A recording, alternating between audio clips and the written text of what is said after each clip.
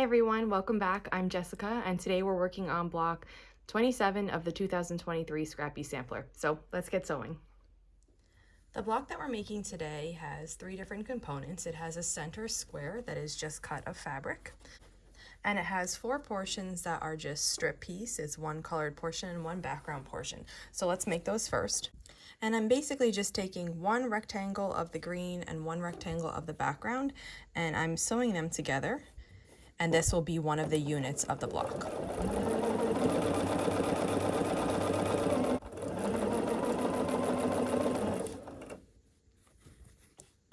And the final one here, we need 4 of these. This is my 4th one.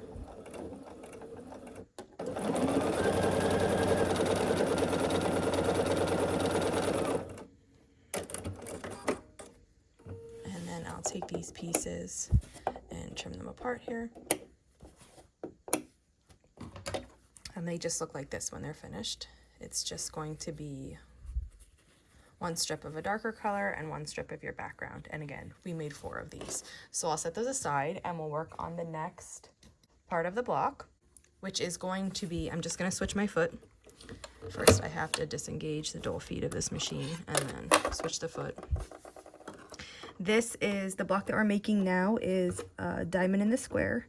And we're going to be using the easy corner triangle method. Put the dual feet back on. Okay. And the way that we're doing it is we have a square and we have 4 smaller squares. And the information on the sizes of these are on the pattern. There's a link below to that on my blog. And what we're going to do is just sew from this point of the diagonal to this point.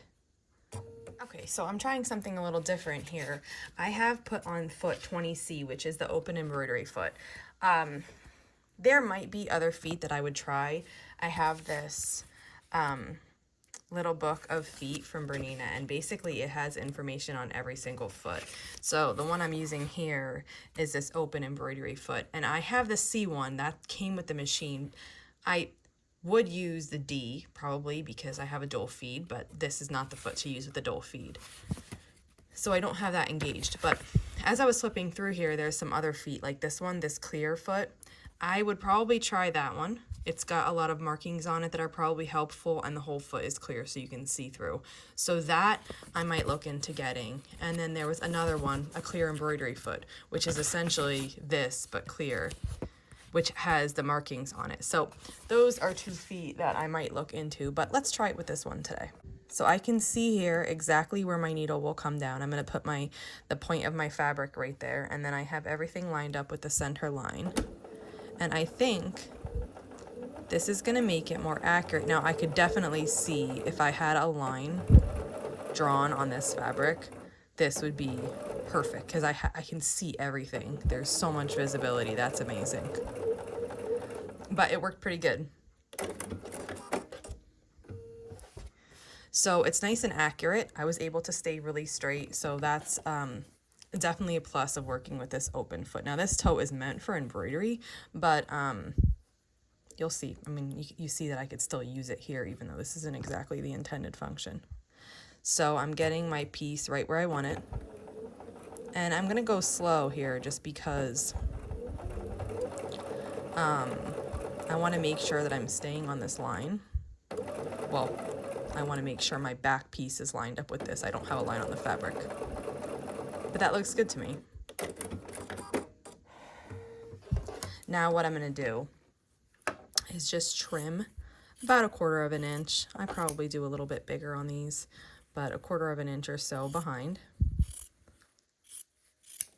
And after those are trimmed off, I'm just going to finger press this open and match. Now I'm going to take a 3rd square and I'm going to match it up in this corner. And since I'm not pressing here, I'm making sure that these seams are fully extended. So they're not like, you know, closed a little bit in the wrong way. They're actually open and flat with the seam line. And that's going to help this be a really accurate diamond in this square block. So I'm starting out slow to get everything secure.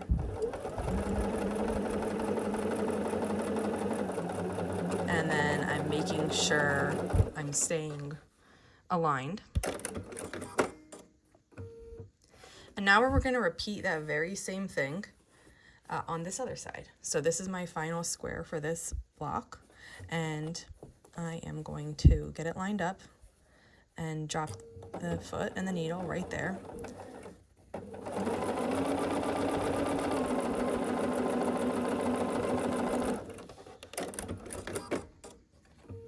And then we will trim this off, again leaving a 1/4 inch seam allowance, and we'll do it on the other side too. And then we have the diamond in the square portion of our block made, and we actually need 4 of these for this block. So there we go. And I went ahead and I made the other ones. Now they're not pressed either. I finger press these open. So 2, here's 3, and here's 4. And now that we have the diamond in the square and these strip pieces, we are ready to piece the block. So I'm going to switch my foot to my 1/4 inch foot. And then I'm just making sure that I'm referencing the pattern so that I have these all laying correctly. But what I'm going to do first is take one of the diamond in the square blocks and one of the strip pieces. And I'm going to lay the strip piece on top of the diamond in the square block and match up the edges.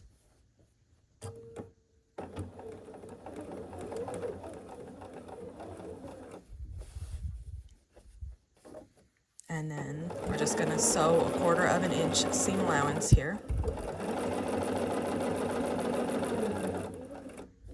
And the next part of the block will be another strip piece with the center square that is just a square cut of background fabric. And we'll get that in there.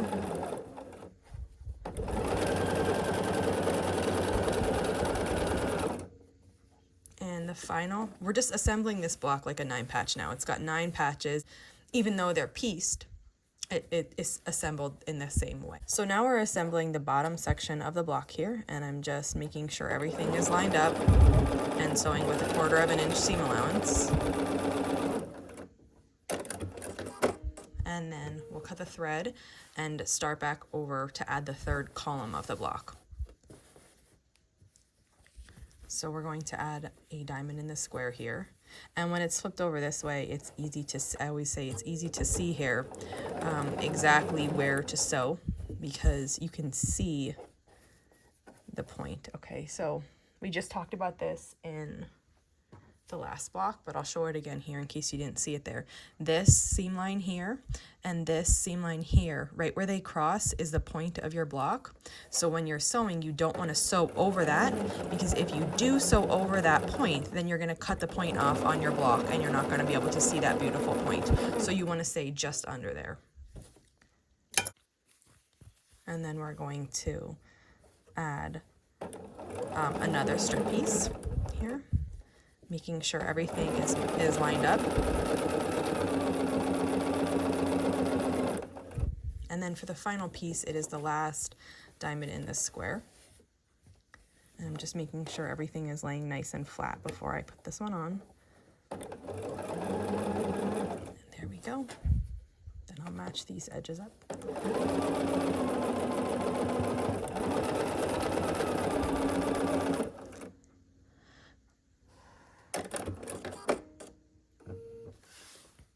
And then here we have the block almost together. We only have the final 2 seams, but this is what we're working with so far. And then now we're going to sew these. You'll just get everything to lay the way you like it. And we'll sew this final 2 seams.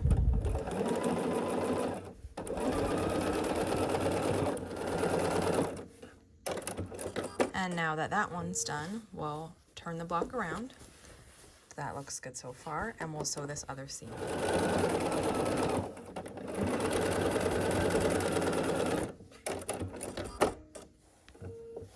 Okay, and this is what our block looks like. So now we just need to press it, and then we'll be all finished. So I have our block here, and it's not pressed yet because I finger pressed along the way, the whole way. And let's press it together. So first I flip it over. And these are the last 2 seams that we sewed on this block. So what I'm going to do is I'm going to work at the corners first. And I generally do my blocks in the same way. I press them in the same way no matter what they look like. So if you have a favorite pressing method, you can just go ahead and apply that to all the blocks. I always start on the corners and the outsides, and then I do the center last. But I would encourage you to just experiment and see what works good for you, because everybody does have different preferences and things that work best for them. So while I'm hoping to give you some tips here on what works really well for me, you can go ahead and adapt that to what works best for you also.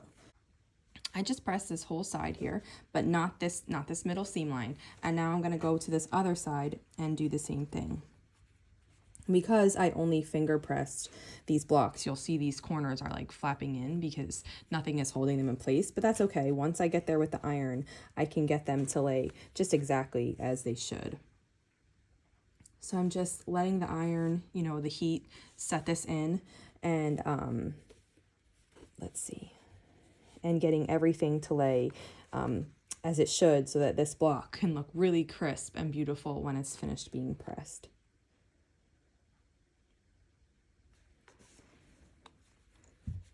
So you can see now that this side's pressed and this side's pressed, and these, not this middle one because I didn't do that yet, but like these points look really nice because they are crisp and pressed. And now we're gonna fold the block closed, and I'm gonna set the iron on this seam line here to set one of these long seam lines.